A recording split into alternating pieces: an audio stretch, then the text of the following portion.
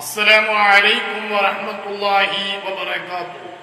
പ്രിയപ്പെട്ട സഹോദരന്മാരെ, സോഷ്യൽ മീഡിയയിൽ ഭയങ്കര ചർച്ചകളായിക്കൊണ്ട് ഇങ്ങനെ പോയിക്കൊണ്ടിരിക്കുകയാണ്.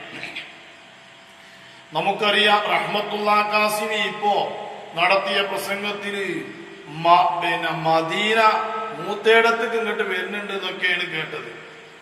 മദീന മൂത്തേടത്തേക്ക് വരലാണ് മൂപ്പര് ആഗ്രഹിക്കുന്നത്. മൂപ്പര് മദീനത്തേക്ക് അങ്ങോട്ട് പോകലല്ല. അവസാന കാലഘട്ടത്തിലുള്ള പ്രഭാഷണം ഇതുപോലെ തന്നെ ആയിരിക്കും എന്ന് മനസ്സിലാക്കുന്നു. കാരണം മക്കൾക്കും മദീനത്തിനുമൊന്നും ശ്രേഷ്ഠതയില്ല. അറബികൾക്ക് ശ്രേഷ്ഠതയില്ല.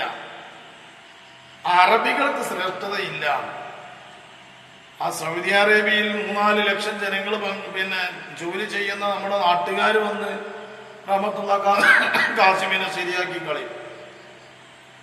അറബികൾക്കൊന്നും ശ്രേഷ്ഠ, കാരണം റസൂലുള്ളാഹിനെ അടുക്കൊന്നും എടുക്കണ്ട. അറബികൾക്ക് ശ്രേഷ്ഠത എന്തുകൊണ്ട് അറബികൾക്ക് ശ്രേഷ്ഠതയുണ്ട് എന്ന് പറയാൻ കാരണം, അത് മഹാനായ മുഹമ്മദുർ റസൂലുള്ളാഹി സ്വല്ലല്ലാഹു അലൈഹി വസല്ലമ തങ്ങൾ ഒരു അറബിയാണ്. റസൂലുള്ള അറബി ആയതുകൊണ്ട് തന്നെ അറബികൾക്ക് ശ്രേഷ്ഠതയുണ്ട്, സ്ഥാനമുണ്ട്. റസൂലുള്ള അറബിക്കാരനായി എന്നുള്ളത് കൊണ്ട് തന്നെ അറബികൾക്ക് സ്ഥാനമുണ്ട്. അതുപോലെ തന്നെ യതീമീങ്ങൾക്ക് സ്ഥാനമുണ്ട്. എന്തേ കാരണം? അള്ളാഹുവിന്റെ റസൂൽ യതീമ ആയതുകൊണ്ട് തന്നെ യതീമീങ്ങൾക്ക് സ്ഥാനമുണ്ട്. അള്ളാഹുവിന്റെ റസൂൽ യതീം ആയതുകൊണ്ട് തന്നെ യതീമീങ്ങൾക്ക് സ്ഥാനമുണ്ട്.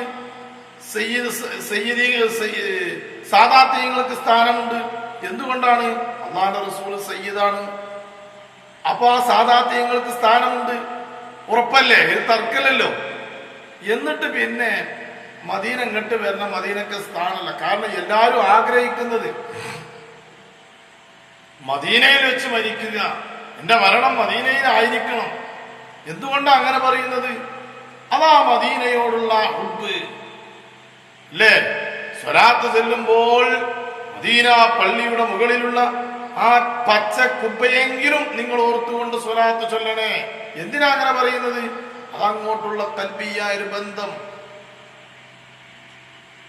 എന്നിട്ട് റസൂലുള്ളാഹി സ്വല്ലല്ലാഹു അലൈഹി വസല്ലം തങ്ങളുടെ പേര് പറയുമ്പോൾ വെറും മുഹമ്മദ് എന്ന് പറയുക, ഇബ്രാഹിം നബിയുടെ പേര് പറയുമ്പോൾ വെറും ഇബ്രാഹിം, ഇസ്മായിൽ നബിയുടെ പേര് പറയുമ്പോൾ വെറും ഇസ്മായിൽ, ഇങ്ങനെ പറഞ്ഞ് മഹദിമാരുടെയൊക്കെ പേര് പറയുമ്പോൾ വെറും പേര് മാത്രം പറഞ്ഞ് അവസാനിപ്പിക്കുന്ന ഒരു രൂപം, അത് അവരൊക്കെ ഒരു കൊച്ചാക്കുന്ന ഒരു പരിപാടിയാണ് റഹ്മത്തുള്ളാ കാസിമിയുടെ പ്രഭാഷണത്തിൽ കേൾക്കാനിടയായത്. ഏതായാലും അതൊന്നൊരു നല്ല വാക്കുകളല്ല. ബഹുമാനിക്കേണ്ടവരെ ബഹുമാനിച്ച് നല്ല രൂപത്തിൽ വളരാൻ അള്ളാഹു നമുക്കേവർക്കും തൗഫീഖ് നൽകി അനുഗ്രഹിക്കുമാറാകട്ടെ.